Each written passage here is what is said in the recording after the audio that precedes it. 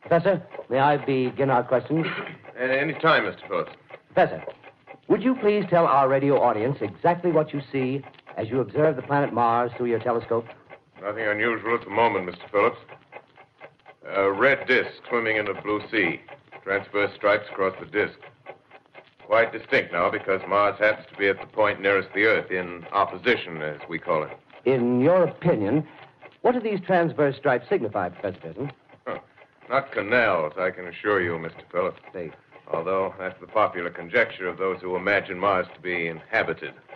From a scientific viewpoint, the stripes are merely the result of atmospheric conditions peculiar to the planet. Then you're quite convinced, as a scientist, that living intelligence as we know it does not exist on Mars? I say the chances against it are 1,000 to 1. Now, nearer home, comes a special bulletin from Trenton, New Jersey. It is reported that at 8:50 p.m., a huge flaming object, believed to be a meteorite, fell on a farm in the neighborhood of Grover's Mill, New Jersey, 22 miles from Trenton.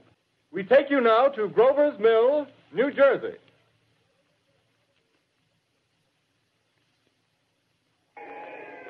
Ladies and gentlemen, this is Carl Phillips again, out at the Wilmot Farm, Grover's Mill, New Jersey.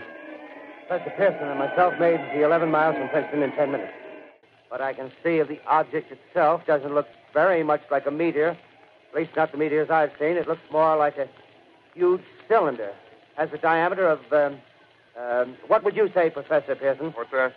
What would you say, what's the diameter of this? About 30 yards. About 30 yards. See, it's cylindrical Just a minute. shape. Something's happening.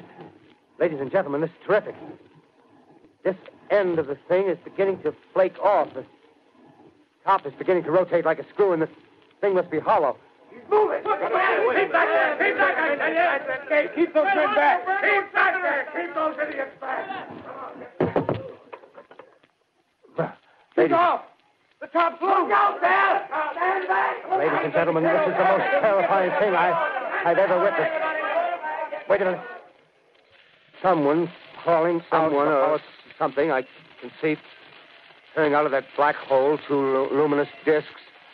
The eyes, it might be a face. Most extraordinary experience, ladies and gentlemen. I can't find words. Well, I'll pull this microphone with me as I talk. I'll have to stop the description until I can take a new position. Hold on, will you, please? I'll be right back in a minute. Ladies and gentlemen, am I on? Ladies and gentlemen, here I am, back of a stone wall that adjoins Mr. Wilmot's garden.